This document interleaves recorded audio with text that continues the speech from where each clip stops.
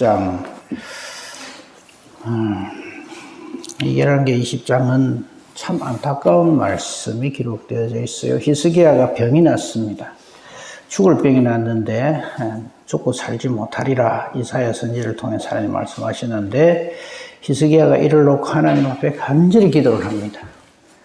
면벽 기도를 해서 15년간 생명 연장을 받는 내용이 나옵니다. 그래서 우리는 우리에게 어떤 어려움이 생기거나 예를 들어서 몸에 병이 생기거나 하면 이 말씀을 근거로 해서 하나님 앞에 기도하죠. 그래서 치유의 은혜를 얻기도 하고 그렇게 합니다. 근데요, 전체적으로 보면 조금 생각이 저하고 다를 수도 있습니다만 차라리 이때 히스기야는 죽었어야 돼요. 그 왜 그냥 죽는 게 그에게나 남은 유다 그 나라에게나 더 좋았느냐 하면 이거부터 먼저 말씀드릴게요. 이스라엘이 원래 하나의 나라였잖아요. 그런데 왜 두둥강이 났습니까? 솔로몬 때문이죠. 솔로몬의 우상 숭배 때문에. 안 찾아봐도 되겠죠. 저는 찾아봤으니까. 그러면 남왕 유다는 좀 이제 바벨론에 의해서 멸망당하거든요. 뭐 때문에 바벨론에 의해서 멸망당하는 거 아십니까? 히스기야 때문입니다. 그거는 이제 내일쯤 보기로 하고, 우리가 어제까지 이 아수르라고 하는 나라가 북왕국 이스라엘을 멸망시킨 것에 대해서 살폈잖아요. 아수르가 북왕국 이스라엘을 멸망시킨 것은 하나님의 뜻입니다. 북왕국 이스라엘이 나라가 생겨난 이래로 하나님의 뜻으로 이렇게 남북으로 갈라놓고 이 이스라엘 백성들이 회개하기를 원해서 갈라놨는데 이 북왕국 이스라엘이 엉뚱한 짓을 하죠. 약 19명의 왕이 왕 노릇을 북왕국 이스라엘이 했는데 단 한 명도 하나님을 바로 섬긴 왕이 없습니다. 선지자들을 보내서 계속 경고를 했지만 안 듣습니다. 그래서 하나님께서는 아수르라고 하는 이스라엘 백성들이 보기에는 말도 안 되는 사람들이에요. 요나가 그러잖아요. 저 하나님 모르고 무지몽매한 저 완악하기 짝이 없는 저 니느웨를 들어서 회개시키고 그 니느웨가 이 아수르의 수도거든요. 북왕국 이스라엘 멸망시키는 게 기가 막힌 거예요. 요나 입장에서는 이해가 안 되는 거예요.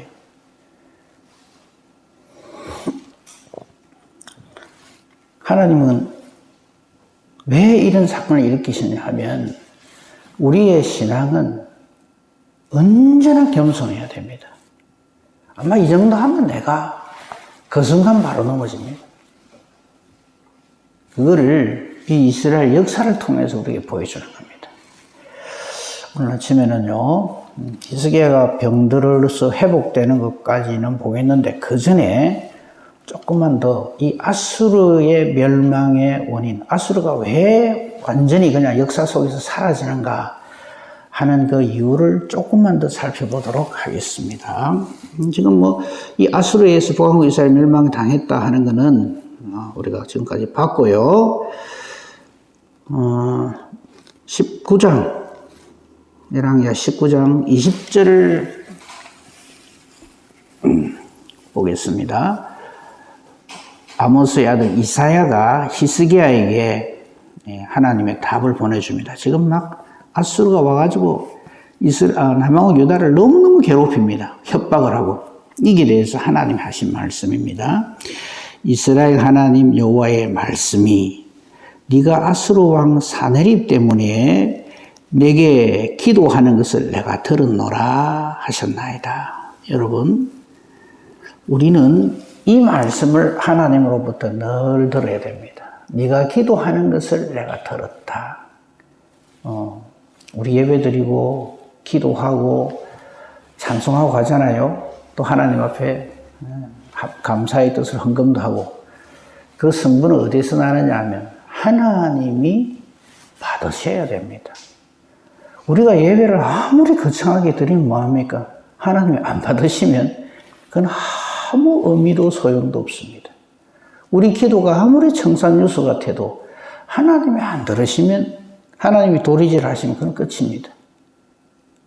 우리 찬송을 아무리 멋지게 해도 하나님이 외면하시면 그걸로 끝입니다. 우리의 신앙생활은 언제나 하나님이 받으시느냐 안 받으시느냐 여기에 달려 있습니다.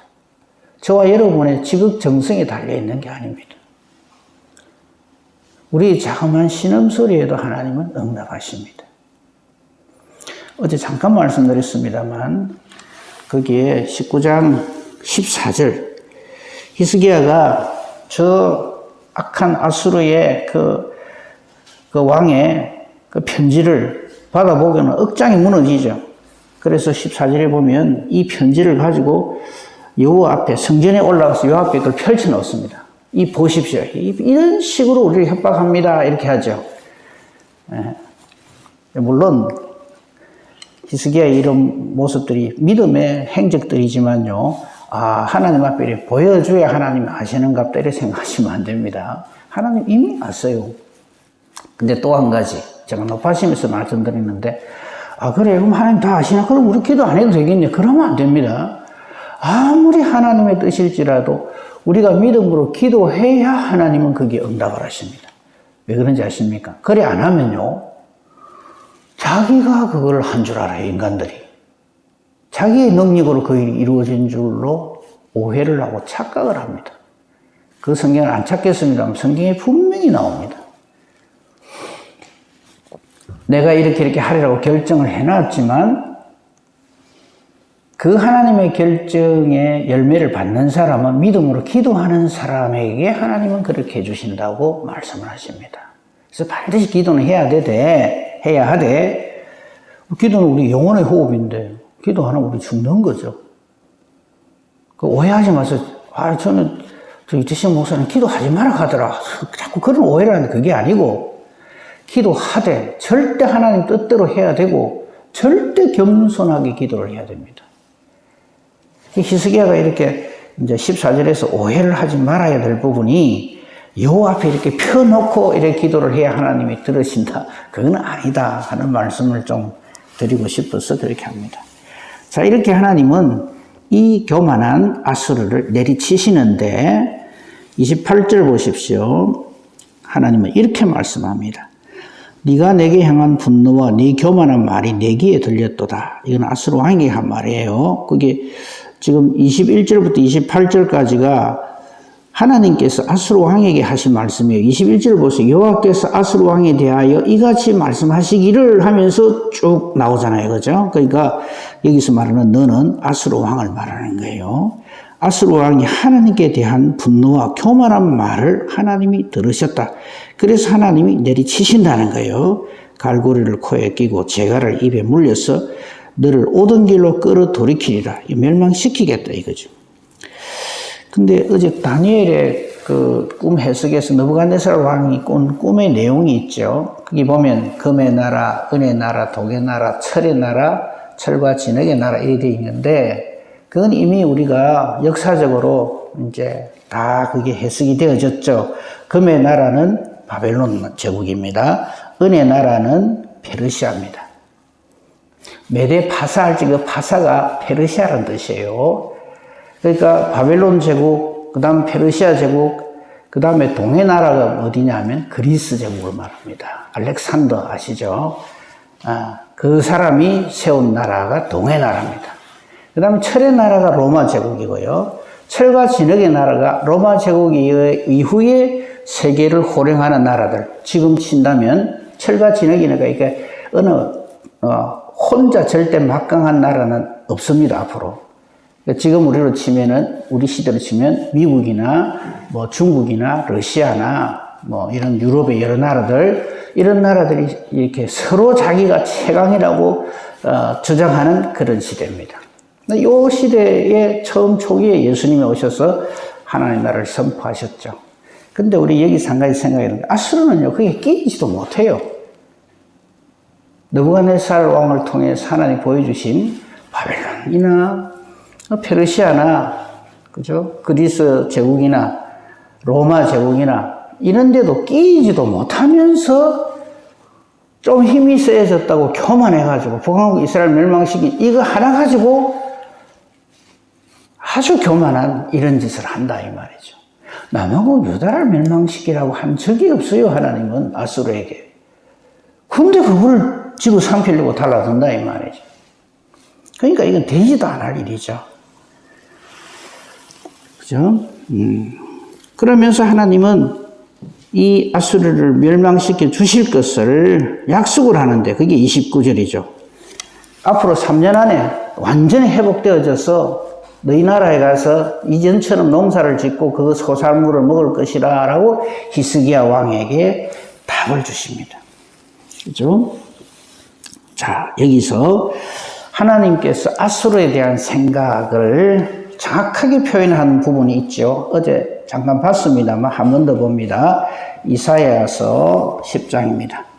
이 히스기야 시대에 활약한 선지자가 이사야입니다. 그러니까 이사야서 10장에 보면요, 이 내용이 정확하게 다시 이렇게 더 자세히 기록이 되어져 있어요. 그 중에서 이사야서 10장 구약성경 978페이지 보시면 됩니다. 5절 이하에 한번 보십시오. 그게 아예 5절에 제목이 딱 나옵니다. 이 아수르는요, 자기들이 무슨 힘이 세가지고 막 북왕국 이스라엘 멸망시키고 남왕국 유다도 정복하려고 하는, 그렇게 착각을 하는데, 거기 제목을 보십시오. 이사야 10장 5절 거기 보면 제목이 아예 이 아수르에 대해서 딱 이렇게 명시를 합니다. 하나님의 도구인 아수르. 아수르는요, 자기들이 무슨 힘이 세서 그렇게 된 거 아닙니다. 하나님께서 북왕국 이스라엘을 멸망시키기 위해서 쓰신 도구에 불과합니다. 어제도 제가 이대호 선수 얘기를 잠깐 했는데 홈런을 이대호 선수가 쳤어요. 분명히 공을 딱 친 거는 박명희입니다. 야구 박명희입니다. 그런데 어느 누구도 그 박명희를 보고 야 최고다 이래 안 합니다. 이대호 선수를 보고 박수를 보내죠. 근데 만약에 이 박명희가 내가 홈런 쳤다고 막 이라고 돌아다니면 사람들이 뭐라 하겠어요? 물론 박명희 그래 하진 않았지만 만약에 그 야구 박명희가 말을 한다면 그 이대호 선수의 그 홈런을 친 박명희가 내가 홈런 쳤다고 내가 얼마나 센 줄 아냐 이라고 댕기면 얼마나 웃기겠습니까? 똑같은 얘기를 이미 성경에서 말해요. 자, 10장 5절을 보십시다. 이사야 10장 5절에 아수르 사람은 화가 있을 것이다. 왜? 하나님이 더불어 쓰임받은 이 아수르가 교만하다 이 말이죠. 그 말이 거기 기록됩니다. 그는 내 진노의 막대기요 그 손의 몽둥이는 내 분노라. 내가 그를 보내어 경건하지 아니하나라. 저 북왕국 이스라엘이죠.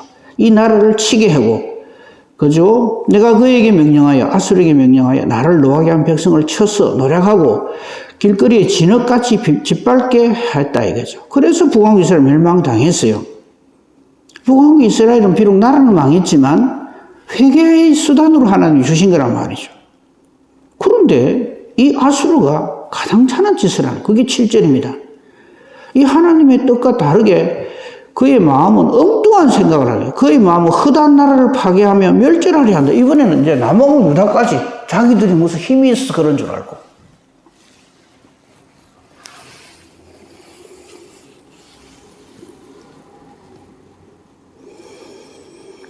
그래서 12절 하시는 겁니다. 그러므로 주께서 주의 일을 시온산과 예루살렘에 다 행하신 후에 아수르 왕의 완악한 마음의 열매와 높은 눈의 자랑을 벌하시리라. 그래서 내리치시는 거예요. 13절 보십시오. 그의 말에 즉 아수르 왕 하는 말이 나는 내 손의 힘과 내 지혜로 이 일을 행하였나니 나는 총명한 자라. 열국의 경계선을 걷어치웠고 내가 가는 데마다 다 승리한다 이 말이죠. 그들의 재물을 약탈했으며 또 용감한 자처럼 위에 거주하는 자들을 낮추었으며 내 손으로 열국의 재물을 얻은 것은 새 보험자를 얻은 같고 온 세계를 얻은 것은 내 버린 알을 주움 같았으나 날개를 치거나 입을 벌리거나 지지거리는 것이 하나도 없었다. 좀 내가 하는 데는 막 일사천리였다 이거죠. 이렇게 교만한 소리를 한단 말이에요. 이 일에 대해서 이대호 선수, 박명희 똑같은 말씀을 하나님 하시는데 그게 15절이에요. 도끼가 어찌 찍는 자에게 스스로 자랑하겠으며 톱이 어찌 켜는 자에게 스스로 큰 채 하겠느냐. 이는 막대기가 자기를 드는 자를 움직이려 하며 몽둥이가 나무 아닌 사람을 들려 함과 같음이로다. 무슨 말인지 아시겠죠? 아수르가 자기가 세서 그런 줄 알고 교만해진다. 그 교만이란 하나님 없는 것이 교만입니다. 우리가요, 천하에 없는 엄청난 일을 해도 교만하면 그걸로 끝입니다.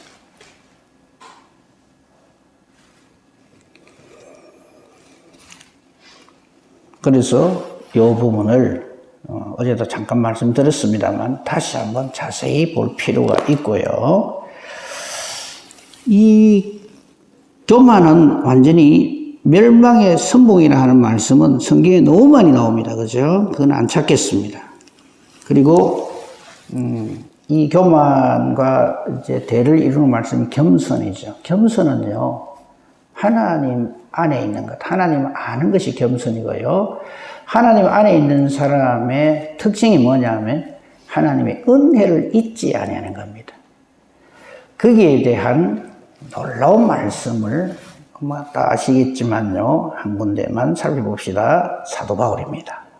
여러분, 우리 사도 바울 그러면 신약의 최고의 하나님의 사람으로 모두가 인정하잖아요. 그렇죠?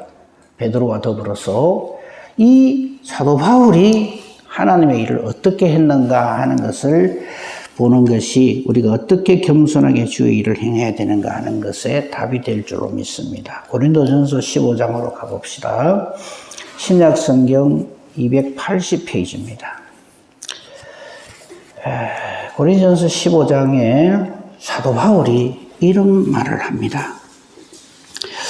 이 15장은 이제 예수님의 부활에 대한 증거를 쭉 하십니다. 부활을 쭉 증거를 하면서 참 중요한 말이 있어요. 3절부터 간단하게 보겠는데요. 3절부터 계속해서 증거하는 이 사도 바울의 말이 성경대로 하는 말입니다. 3절 보십시다. 내가 받은 것을 먼저 내게 전하였으니 이는 내가 영리하고 똑똑하고 공부를 많이 해서가 아닙니다. 성경대로 예수님 우리 죄를 위해 죽으시고 4절에 장사 지내가 죽으셨지만은 성경대로 사흘 만에 다시 살아나셨다. 이 하나님의 정하심이지 누구의 어떤 탁월함이 아니다 이거죠.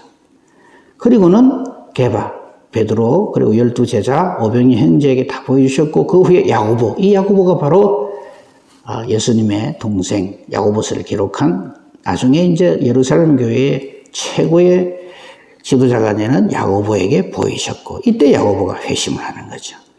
그리고 모든 사도에게도 보이셨고 그 다음 자기 자신에 대한 말이 8절에 나옵니다. 맨 나중에라는 표현을 해요. 시간적으로 맨 나중이란 말도 되지만 정말 이 예수님의 부활의 은혜와 능력을 받지 못할 이 형편없는 나에게도 이런 뜻이 맨 나중에 이 말이에요. 여러분 우리는 사도 바울을 막 최고의 하나님의 사람이라고 하지만 아마 사도 바울은 그 말을 막 죽기보다 듣기 싫어할 겁니다. 부끄러워하고. 왜냐하면 보세요. 사도 바울이 사도가 되기 전에 한 행적을 보십시오. 스데반을 돌로 쳐 죽이죠. 예루살렘 교회에 한 10,000명 정도 모인 것으로 추정을 합니다. 지금도 10,000명 모인다면 큰 교회죠. 근데 그 당시에 10,000명 모이는 예루살렘 교회를 들었다 놔버렸어요. 그런 사람이 무슨 하나님 일을 하겠습니까? 그래서 자기는 완전히 멸망당해서 죽을 자인데 예수님도 그 말씀 하시잖아요. 처음에 사울일 때 만나 주실 때 니 참 고생할 거 눈에 보인다 이렇게 하시잖아요. 그죠? 이제 그 표현을 사도 바울은 이렇게 합니다. 맨 나중에 만삭되지 못하여 난 자 같은 내게도 이 자기 자신을 말하는 거예요. 근데 이 말씀을 또 오해를 해요. 그래갖고 사도 바울이 뭐 칠삭둥이다 팔삭둥이다 그렇게 말을 하는데 칠삭둥이 팔삭둥이 아닙니다. 성경 잘 보세요. 만삭되지 못하여 난 자 같은이에요. 바보 같은 이 말이에요. 어리석기 짝이 없는 정말 어리석기 짝이 없는, 세상 사람들은 사도 바울을 일컬어서 뭐 7박사 학위를 가졌고 뭐 가말리엘 문화에서 공부를 했고 바리새인 중에 바리새인이고 율법의 의로는 흠이 없는 최고의 사람이라고들 인정을 하지만 자기는 하나님 앞에 정말 어리석기 짝이 없는 바보 같은 존재다 이 말이에요. 그래서 만삭되지 못하여서 난 자 같은 7푼이 8푼이 같은 이 말이에요. 내게도 이 은혜를 베풀어 주셨다 이 말이에요. 이거를 늘 생각하는 사람이 어떻게 교만할 수가 있어요? 저와 여러분도 마찬가지입니다. 스푸너치 일해놓고 막 외고 패고 부끄러운 줄 알아야 됩니다. 완삭되지 못해 난 자 같은 내게도 우리 주님은 그리스도의 부활을, 그 은혜를, 그 능력을 들이켜 주셨도다 이 말이에요. 그러면서 나는 사도 중에 가장 작은 자다 스스로 표현을 합니다. 나는 하나님의 교회를 박해했고, 그죠? 그래서 사도라 칭할 받기를 감당하지 못한다. 그런데 우리는 자꾸 그 사도 바울에다가 오물을 뒤집어 씌워요. 최고의 뭐다 이러면서. 사도 바울은 죽을라 그래요. 그런 말에 대해서. 그 다음 보십시오. 그러나 내가 나된 것은 하나님의 은혜로 된 것이다. 전적으로 하나님의 은혜다. 내가 많이 수고했지만 내가 한 것이 아니요 오직 나와 함께 하신 하나님의 은혜로라. 우리 하나님 일을 이렇게 해야 됩니다. 어째서 우리가 뭐 그래도 내가 이만큼 했고 저만큼 했고, 제가 이 말을 왜 이렇게 서론을 길게 하는지 아십니까? 이제 히스기야로 들어가 봅시다. 이거를 알고 히스기야 딱 읽어보면 답이 금방 보여요. 본문 돌아갑니다. 오늘 20장 보기로 했죠. 이제 20장 들어가면 제가 더 이상 설명을 안 드려도 할 겁니다. 20장 1절입니다.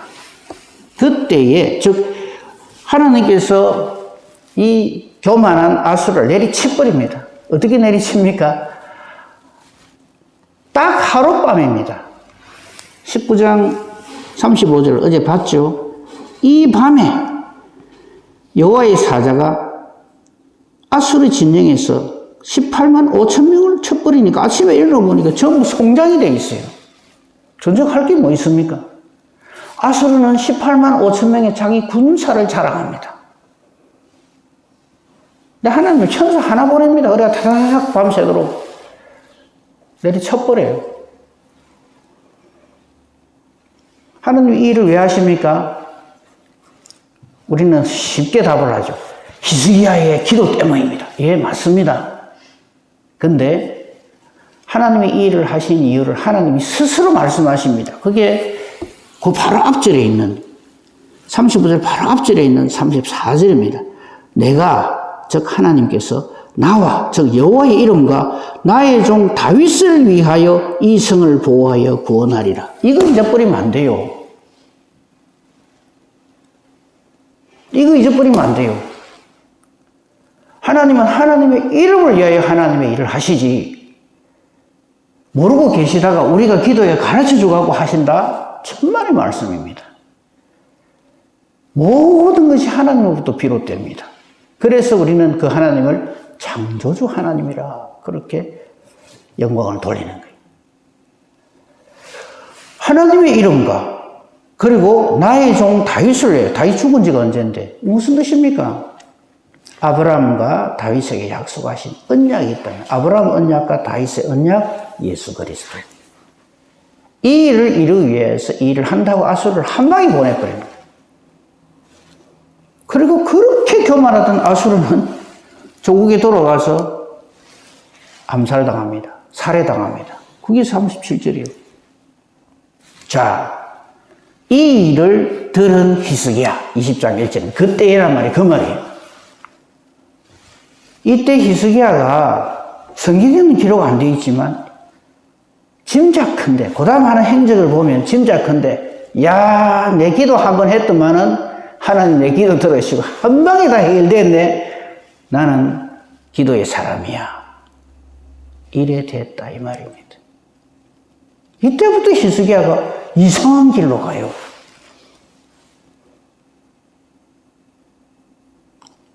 사랑하는 성도 여러분, 우리는요, 별 희한한 일이 일어나도 하나님이 하시는 일에는 토달지 말고 무조건 아멘 해야 됩니다. 그게 믿음입니다.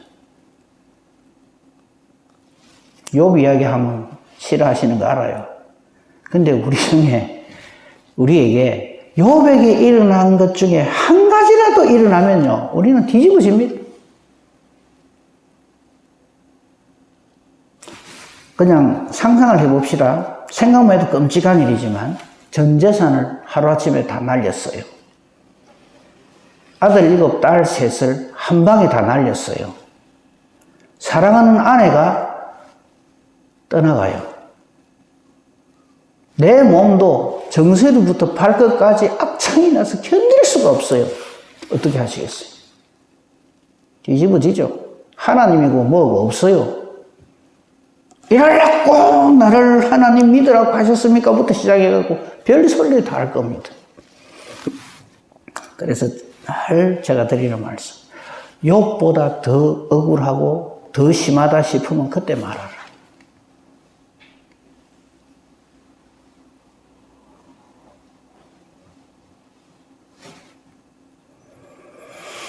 자, 본문에 다시 한번 봅시다. 10장 1절입니다. 그때는 뭡니까? 하나님께서 하나님의 이름과 다윗과의 언약을 위해서 아수르를 한 방에 보냈어요. 히스기야로서는 어떻게 했어요? 진짜 10년, 아니 100년 보고 채찍이 확 내려가는 기분이 안 들겠습니까? 그럴 때 아이고 하나님이 1절에 히스기야가 병들어 죽게 만드는 거예요. 왜 이럴까요? 하나님 왜 이러실까요? 이 좋은 일에 잔치를 하고 막 이래야 될 판인데 왕이 병들어가 죽게 생겼어요. 저는 이게 하나님의 은혜라고 생각합니다. 전체로 볼 때 이때 히스기야가 그냥 병들어 죽었으면 우리는 히스기야를 정말 하나님의 사람으로 그렇게 정말 존경에 맞지 않을 겁니다. 그리고 죽게 되었을 적에 심지어는 이사야가 와가지고 이 일에 대해서 하나님의 뜻을 말씀을 해요. 그게 1절입니다. 여호와의 말씀이 너는 집을 정리하라. 네가 죽고 살지 못하리라 하셨나이다. 이건 이사야가 그냥 그렇게 하세요가 아닙니다. 하나님의 뜻으로 말을 합니다. 그러면 히스기야가 참 내게 이렇게 하나님께서 멸망당할 건데 은혜를 주셔서 대적을 물리치게 해주셨는데 참 그 은혜가 너무 고마운데 하나님의 뜻이라면 내가 순종하겠습니다. 그리고 하나님 나라에 가면 돼요. 그랬더니 히스기야가 2절부터 한번 보십시오. 우리가 이 부분을 히스기야의 믿음이라고 생각하고 막 본받으려고 애를 쓰잖아요. 그걸 보십시오. 히스기야가 낯을 벽으로 향하고 여호와께 기도합니다. 3절 여호와여 구하오니 내가 진실과 전심으로 주 앞에 행하며 주께서 보시기에 선하게 행한 것을 기억하옵소서. 이거 하나님 앞에 이리 말 안 해도 됩니다. 그리고 당연히 이리 해야 되고요. 그러면서 살려달라고 심히 통곡을 합니다. 그래서 우리는 이거를 이제 본받아가지고 면벽 기도하고 통곡 기도하고 이래 하죠. 이 자체는 우리가 본받아야 합니다. 그런데요, 자, 이사야가 이제 히스기야에게 하나님 뜻을 전하고 돌아가는 그 성읍 가운데도 가기 전에 여호와의 말씀이 이렇게 말합니다. 5절입니다. 다시 돌아가라. 네 기도를 들었고 네 눈물을 보았다. 내가 너를 낫게 하겠다. 네가 3일 만에 여호와의 성전에 올라가겠고 15년을 더할 것이고 아수르 왕의 손에서 구원하고 내가 나를 위하여 내 종 다윗을 위함으로 이 성을 보호하리라 하셨다라. 요 6절은 뭐냐 하면 그런데 히스기야야 이거 분명히 알아라. 이거 네가 기도를 열심히 해가지고 내가 크게 감동돼가지고 이 아수르에게서 구원하고 이거 한 거 아니다 하는 걸 다시 말해주라 이거예요. 그러면 하나님부터 더 보너스로 받은 이 15년을 하나님 앞에서 어떻게 살아야 될 것인가 하는 것을 하나님이 분명히 이사야를 통해서 알려주시는 겁니다. 그래서 이사야가 7절에 가가지고는 무화과 반죽을 가져다가 상처에다 올려 넣으니까 나았어요. 이게 무슨 뜻일까요? 그냥 이사야에 가서 하나님 말씀하시는데 나아라 한다 이렇게 하면 돼요. 근데 왜 무화과 반죽? 이게 무슨 뜻일까요? 지금 치유가 일어나잖아요. 그럼 앞으로 우리가 아무리 난치병, 불치병이라도 무화과 반죽 가져다가 위에 얹기만 하면 다 낫습니까? 그런 뜻으로 이 말씀을 주십니까? 아닙니다. 이 뭐냐면 증거거리예요. 네가 낳은 것이 오직 하나님의 은혜와 능력으로 낳았다는 증거거리가 무화과 반죽이라고. 그러므로 히스기야는 무화과 열매를 볼 때마다 이 하나님의 은혜를 생각을 해야 돼요. 하나님께서 이렇게 딱 증거의 기회를 주시는 거예요. 그 또 하나 뭐냐면은 조금 더 나가면 이런 겁니다. 야고보서 5장 14절에도 보면요. 우리가 병낫기를 위해서 기도하는데 기름을 바르고 이런 말이 나와요. 그러니까 치료 행위도 함께 병행해야 된다 이 말이에요. 근데 이제 믿음이 좀 있다 하는 분들은 병은 필요 없어. 약을 왜 먹어? 믿음으로 다 나을 수 있어. 이런 식이 되거든요. 그 두 가지 목적이 있어서 이 무화과 반죽을 말씀하셨다고 생각을 합니다. 자, 이제 시간이 좀 됐으니까요. 우리가 좀 생각해야 될 거 문제 제기만 하고 말씀을 맺도록 하겠습니다. 이때 히스기야가 참 하나님의 참 이때까지만 해도 하나님 잘 섬기는 그 왕이라 하는 그 증거가요. 9절을 보십시오.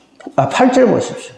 히스기야가 이제 이거 나왔단 말이에요. 근데 히스기야가 이때 이사야에게 이렇게 말을 합니다. 여호와께서 나를 낫게 하시고 3일 만에 여호와의 성전에 올라가게 하신다 하는데 지금 내가 죽을 병에 걸려가 있는데 무슨 징표가 있겠나이까 하니까 징조를 구해요. 이사야가 하신 말씀을 가지고 하나님의 뜻을 이렇게 말합니다. 해그림자 10도를 나아가게 할까요? 물러가게 할까요? 그러니까 히스기야가 10도 더 가는 것은 쉽지만 이미 지나간 것을 돌리는 것은 어려우니까 10도 뒤로 물러가게 해주세요. 이래서 해그림자를 10도 뒤로 해시계를 물러가게 하셨어요. 이거는 이 히스기야의 병나음은 어느 누구도 이의를 제기할 수 없는 틀림없는 하나님의 능력의 역사다 하는 것을 딱 보여줍니다. 그러니까 보십시오. 아수르 문제라든지 병나가 죽을 건데 이렇게 살인을 간 거, 이게 전부 하나님의 은혜와 능력의 역사입니다. 여기에는 어느 누구도 딴소리를 할 수가 없어요. 그런데 문제는 그 다음입니다. 우리 항상 하나님의 일을 잘하고 난 그 다음이 가장 위험합니다. 내일 아침에 보겠습니다. 내일 보겠습니다만 12절부터 이때부터 말썽이 생기기 시작합니다. 제목을 보십시오. 바벨론에서 온 사자들. 여기서 현명한 독자는 벌써 눈치를 탁 채야 됩니다. 남은국 유다가 어느 나라에 의해서 멸망을 당합니까? 바벨론입니다. 이때까지만 해도 바벨론은 그렇게 큰 나라가 아니었어요. 이 바벨론에서 자 12절 보십시오. 바벨론 왕이 히스기야가 병들었다 함을 듣고 편지와 예물을 보냈어요. 문제는 13절입니다. 히스기야가 이 바벨론의 왕이 보낸 사자들이 온 것을 딱 듣고는 자기 보물고 금, 은, 향품, 보배로운 기름, 군기고 창고의 모든 것 사자들에게 다 보여줍니다.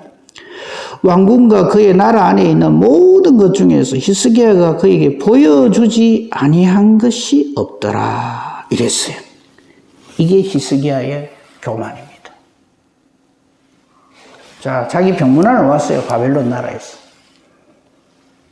히스기야가 이때 보여준 건 자기의 힘을 보여줍니다.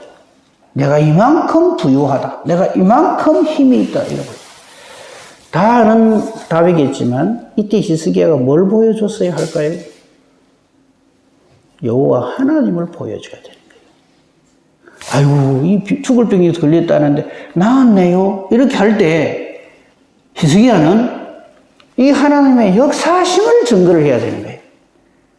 아수르의 협박에서 하나님 우리를 이렇게 구원하셨습니다. 하루 저녁에 18만 5천을 그냥 내리치셨습니다.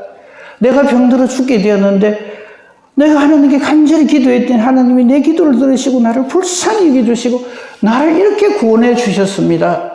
정말 상찬하지 홀로 한 분이신 우리 여호와 하나님이십니다. 이래야지. 무슨 짓을 하고 있는 거예요 지금? 우리나라가 이래 부유합니다. 내 재산은 이래 강합니다. 내가 이렇습니다. 우리는 다 이 짓을 하거든요 보면. 뭐 조금 뭐 이래 예를 들면 교회를 하나 지었다. 그럼 그냥 자기가 기고만요. 솔로몬이 그랬어요. 처음에는 겸손했는데 모든 나라가 와 자기한테 넓적넓적 엎드리고 하니까 자기가 하나님의 자리에 올라가가지고 그래서 결국 나라가 더 쪼가리 나잖아요.